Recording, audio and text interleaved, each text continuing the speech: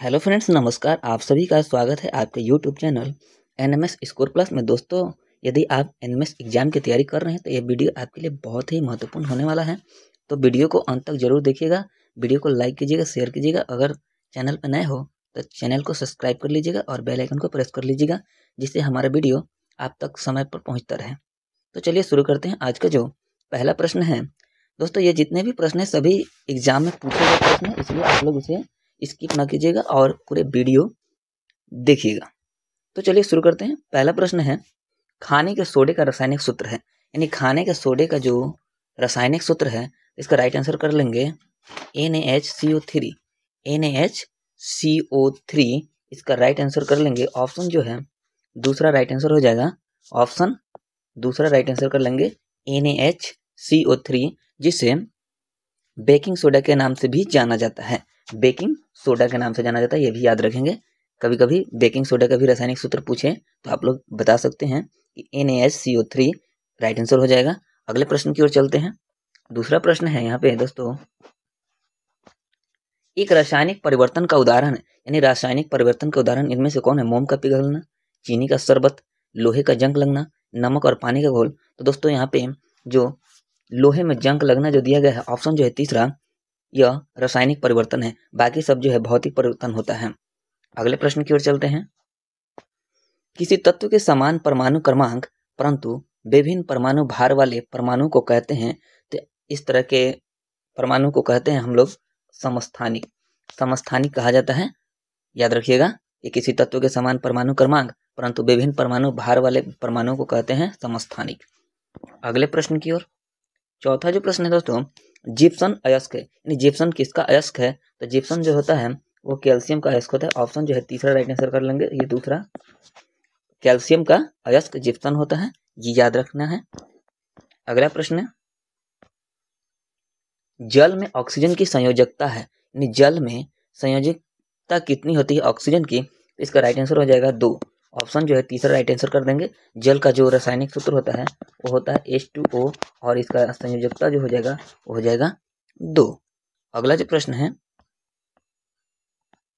निम्न में से प्रोटॉनों और इलेक्ट्रॉनों की संख्या का कौन सा सेट क्लोराइड आयन में पाया जाता है? यानी क्लोराइड आयन में कौन सा पाया जाता है, ये सेट बताना है। तो इसका राइट आंसर जो कर लेंगे वो होता है 17 प्रोटॉन और 18 इलेक्ट्रॉन होता है। 17 प्रोटॉनों की संख्या और इलेक्ट्रॉनों की संख्या 18 होती है। ऑप्शन जो है चौथा राइट आंसर कर लेंगे। ऑप्शन चौथा। अगला जो प्रश्न है, निम्न में से कौन सा प्रोड्यूसर गैस है? प्रोड्यूसर गैस बताना है सात्विक का। तो प्रोड्यूसर गैस जो दोस्तों कहा जाता है वो कहा जाता है CO+N2, यानी CO+N2 कहाँ दिया गया है? तो वह है तीसरा नंबर ऑप्शन में CO+N2, यानी कि कार्बन मोनोऑक्साइड और नाइट्रोजन का मिश्रण होता है। प्रोड्यूसर गैस जो होता है वो होता है कार्बन मोनोऑक्साइड और नाइट्रोजन का मिश्रण होता है, ये भी याद रखेंगे। अगला जो प्रश्न है, निम्न में से कौन असंतृप्त हाइड्रोकार्बन है? तो असंतृप्त हाइड्रोकार्बन इनमें से जो दोस्तों याद रखिएगा एथिलीन। एथिलीन जो होता है वो होता है असंतृप्त हाइड्रोकार्बन, याद रखेंगे। अगला जो प्रश्न है, ब्रास निम्न में से किसकी मिश्र धातु है? यानी ब्रास जो होता है, यानी ब्रास का दूसरा नाम यानी हिंदी में पीतल भी कहा जाता है। और पीतल जो है वो तांबा और जिंक का मिश्रण होता है। तांबा और जिंक का मिश्रण होता है पीतल। ये याद रखने योग्य है, आप लोग याद रखिएगा। आशा करते हैं कि इस तरह प्रश्न आए एग्जाम में तो आप लोग जरूर सही कीजिएगा। अगला जो प्रश्न है, यदि B1 तथा B2 क्रमशः एक चुंबक के मध्य तथा अंत सिरे पर चुंबकत्व को प्रदर्शित करते हो तो बताना इनमें से कौन सा सही है। तो इसका राइट आंसर जो 10वें का हो जाएगा वो B1 से बड़ा होगा B2, यानी B1 से बड़ा B2 तीसरा याद रख लेंगे। B1 से बड़ा B2 होगा इसका राइट आंसर। अगला जो प्रश्न है, किस ताप पर जल का घनत्व अधिकतम होता है? यानी किस ताप पर जल का घनत्व अधिकतम होता है? तो इसका राइट आंसर जो हो जाएगा वो हो जाएगा 4 डिग्री सेल्सियस। 4 डिग्री सेल्सियस पर जल का घनत्व अधिकतम होता है, ये याद रखने योग्य है। अगला जो प्रश्न है, मानव नेत्र का लेंस निम्नलिखित होता है, यानी मानव नेत्र का लेंस किस प्रकार का होता है? अभिसारी, अपसारी, आधा अभिसारी तथा आधा अपसारी, या इनमें से कोई नहीं। तो मानव नेत्र का जो लेंस होता है वो होता है अभिसारी। कौन सा होता है? तो अभिसारी याद रखेंगे, जिसे उत्तल लेंस भी कहा जाता है। उत्तल लेंस भी कहा जाता है, ये भी याद रखेंगे। कभी कभी उत्तल लेंस ऑप्शन में दिया रहे तो इसको हम लोग करेक्ट करेंगे। राइट आंसर हो जाएगा अभिसारी। अगला जो प्रश्न है, तारे टिमटिमाते हैं, यानी तारे का टिमटिमाना किसके कारण होता है? अपवर्तन के कारण, परावर्तन के कारण, ध्रुवण के कारण या प्रकीर्णन के कारण? तो तारों का टिमटिमाना जो होता है वो प्रकाश के अपवर्तन के कारण होता है। प्रकाश के अपवर्तन के कारण तारों का टिमटिमाना प्रदर्शित होता है। अगला जो प्रश्न है, ऊष्मीय ऊर्जा का मात्रक है। ऊष्मीय ऊर्जा का मात्रक जो होता है वो जूल होता है, ये याद रखेंगे। ऊष्मीय ऊर्जा का मात्रक जूल होता है। दोस्तों वीडियो को लाइक कर दीजिएगा, अगर अभी तक वीडियो को लाइक नहीं किए हैं तो लाइक कर दीजिए, और चैनल पर पहली बार हो तो चैनल को सब्सक्राइब करना ना भूलिएगा। अगला जो प्रश्न है, निम्नलिखित में से कौन सा अनवीकरणीय ऊर्जा स्रोत का उदाहरण है? तो अनवीकरणीय ऊर्जा स्रोत का जो उदाहरण है वो होता है, इसमें से पेट्रोलियम होता है। पेट्रोलियम जो होता है वो अनवीकरणीय ऊर्जा का उदाहरण है। अगला जो प्रश्न है, निम्नलिखित में से कौन ध्वनि परावर्तन का उदाहरण नहीं है? तो ध्वनि परावर्तन का उदाहरण कौन सा नहीं है? तो यहाँ पे हो जाएगा खिलौना टेलीफोन, यानी खिलौना वाला जो टेलीफोन होता है वह ध्वनि परावर्तन का उदाहरण नहीं होता है। अगला जो प्रश्न है, निम्नलिखित में से कौन विद्युत रोधी है? यानी विद्युत, इसका राइट आंसर जो हो जाएगा वो हो जाएगा कांच। कांच में विद्युत प्रवाहित नहीं होता है, यानी कि यहाँ पे कांच होगा। पारा में प्रवाहित होता है, ग्रेफाइट और तांबा ये सभी क्या है? विद्युत के सुचालक हैं, जो कि कांच जो होता है वो विद्युत का कुचालक होता है। अगला जो प्रश्न है, प्रकाश की किरणें जब प्रकाश केंद्र से होकर गुजरती है उनमें विचलन नहीं होता है। और दूसरा है, उत्तल दर्पण का उपयोग ट्रैफिक अवलोकन वाले दर्पणों में होता है। तो उक्त कथनों में कौन सा सही है? तो इनमें से कौन सा सही है? तो इसका राइट आंसर जो कर लेंगे वो हो जाएगा तीसरा नंबर, कि ए एवं बी दोनों सही है। यानी दोनों स्थिति में ए भी सही है और बी भी सही है, तो ऑप्शन जो है तीसरा राइट आंसर हम लोग कर लेंगे। अगला जो प्रश्न है, रक्त का लाल रंग किस वर्णक के कारण होता है? रक्त का लाल किसके कारण होता है ये बताना है। तो रक्त का जो लाल होता है वो हीमोग्लोबिन के कारण होता है, ये भी याद रखेंगे, हीमोग्लोबिन के कारण। अगला जो प्रश्न है, मलेरिया रोग उत्पन्न होता है। तो मलेरिया रोग जो है वो प्लाज्मोडियम के कारण होता है, यानी प्लाज्मोडियम के द्वारा मलेरिया रोग उत्पन्न होता है, ये भी याद रखेंगे, प्लाज्मोडियम। अगला जो प्रश्न है कि सर्वदाता रुधिर वर्ग है। सर्वदाता रुधिर वर्ग जो होता है, जो किसी को भी अपना रक्त दे सकता है, रक्तदान कर सकता है किसी भी व्यक्ति को, तो वो होता है वो जो होता है सर्वदाता होता है।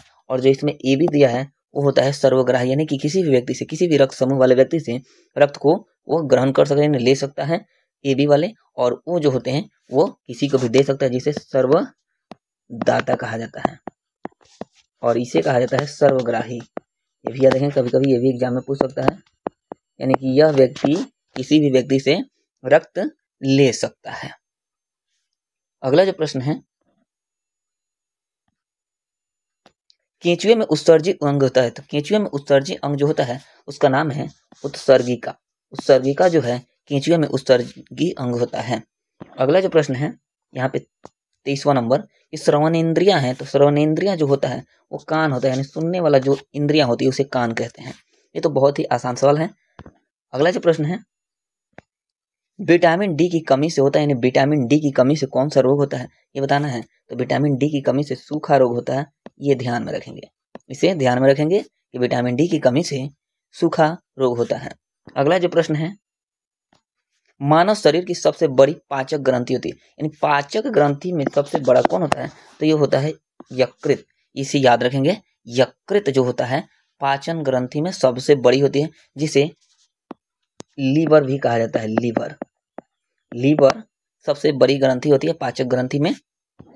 अगला जो प्रश्न है, निम्न में से किस में मुकुलन विधि द्वारा प्रजनन होता है? तो मुकुलन द्वारा प्रजनन किस में होता है? तो इसका राइट आंसर जो हो जाएगा वो हो जाएगा हाइड्रा।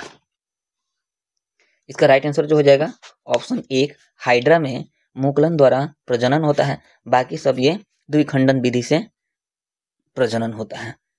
बाकी ये पैरामीशियम और अमीबा में द्विखंडन विधि से होता है, और ये हाइड्रा जो होता है वो मुकुलन विधि से। इसका राइट आंसर एक हो जाएगा हाइड्रा। अगला जो प्रश्न है, निम्न में से कौन एक तंत्रिका कोशिका का भाग नहीं है? तो तंत्रिका कोशिका का भाग जो है, इसमें से रीढ़ रज्जु जो है वो तंत्रिका कोशिका का भाग नहीं है। अगले प्रश्न की ओर चलते हैं। अगला जो प्रश्न कहता है कि नागफनी का पौधा होता है, तो नागफनी का जो पौधा होता है वो होता है मरुस्थलीय। मरुस्थलीय पौधा होता है जिसे राजस्थान में देखने को अधिक मिलता है। अगला जो प्रश्न है, निम्न में से कौन सा रेशा प्रदान करने वाला पौधा है? कौन रेशा प्रदान करने वाला पौधा है ये बताना है। तो जूट जो होता है जिसमें से रेशा प्रदान होता है, यानी रेशा प्राप्त करते हैं हम लोग जूट के पौधे से। अगला जो प्रश्न है, कोशिका का ऊर्जा गृह है, तो कोशिका का ऊर्जा गृह जो होता है वो माइटोकॉन्ड्रिया होता है। माइटोकॉन्ड्रिया जो है कोशिका का ऊर्जा गृह होता है। अगला जो प्रश्न है, कुनैन की छाल को किस बीमारी के इलाज के लिए इस्तेमाल किया जाता है? तो कुनैन की छाल को जो दोस्तों मलेरिया बीमारी के लिए इस्तेमाल किया जाता है। मलेरिया के लिए कुनैन की छाल को इस्तेमाल किया जाता है। मलेरिया राइट आंसर कर लेंगे। अगला जो प्रश्न है यहाँ पे, ब्रायोफाइलम प्रजनन किसमें द्वारा होता है? ब्रायोफाइलम प्रजनन किसके द्वारा होता है? तना से, जड़ से, पत्ती से या फूल से? तो इसका राइट आंसर जो हो जाएगा, ब्रायोफाइलम जो होता है वो पत्ती से प्रजनन करता है, पत्ती के द्वारा। ऑप्शन जो है तीसरा राइट आंसर कर लेंगे। ब्रायोफाइलम अपनी पत्तियों के माध्यम से प्रजनन करता है। अगला जो प्रश्न है, निम्न में से किस शैवाल का प्रयोग जैव उर्वरक के रूप में किया जाता है? जैव उर्वरक के रूप में किसका उपयोग किया जाता है? तो इसका राइट आंसर याद रखेंगे, नॉस्टॉक। नॉस्टॉक जो है एक प्रकार का नील हरा शैवाल है। नील हरा शैवाल है जिसे साइनोबैक्टीरिया भी कहा जाता है।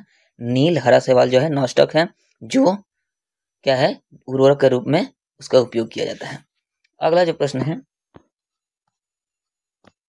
वो प्रक्रिया जो दूध में स्थित सभी सूक्ष्म कीटाणु को मार देती है या निष्क्रिय कर देती है कहलाता है। यानी वह कौन सी प्रक्रिया है जिसे दूध में स्थित सभी जितने भी सूक्ष्म कीटाणु होते हैं उसको मार देती है और निष्क्रिय कर देती है? तो होता है पास्चुराइजेशन। पास्चुराइजेशन के द्वारा दूध में सभी कीटाणुओं को मार दिया जाता है या निष्क्रिय कर दिया जाता है। इसे याद रखेंगे। अगला जो प्रश्न है कि अपुष्पी पौधा है, तो इसमें से अपुष्पी पौधा जो है वो फर्न है।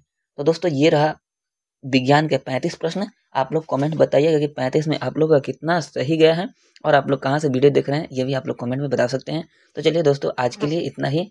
जय हिंद, जय भारत।